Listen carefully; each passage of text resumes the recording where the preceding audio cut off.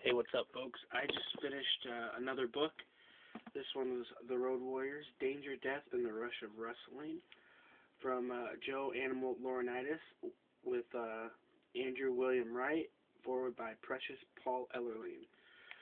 If you're not familiar with The Road Warriors, aka Legion of Doom, then where have you been? Now, Animal and Hawk were two of the most prolific pro wrestlers starting in 1984, and all the way up to today where Animal is still doing occasional independent, match here and there on the indie scene. Unfortunately, Mike Hegstrom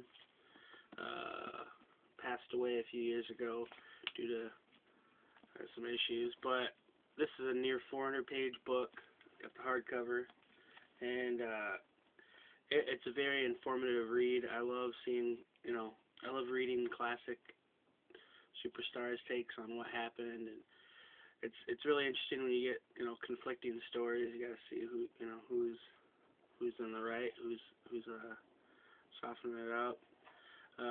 It's a lot of fun. I mean, you get to learn about the world travels. Like they went to Japan. In a way, it kind of seemed like he preferred being in Japan.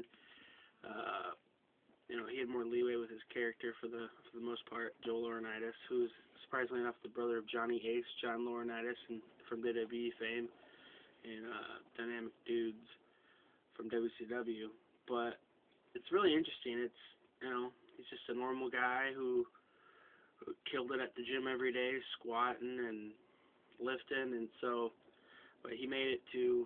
It's interesting. One of the started out in a ring that was, it was basically like a concrete canvas almost. So, if you can learn to take a bump in that ring, you can learn to take a bump in any ring. So, I'd recommend it. It's a very informative book, and it's interesting seeing the heyday of pro wrestling, from one of the top workers' perspectives.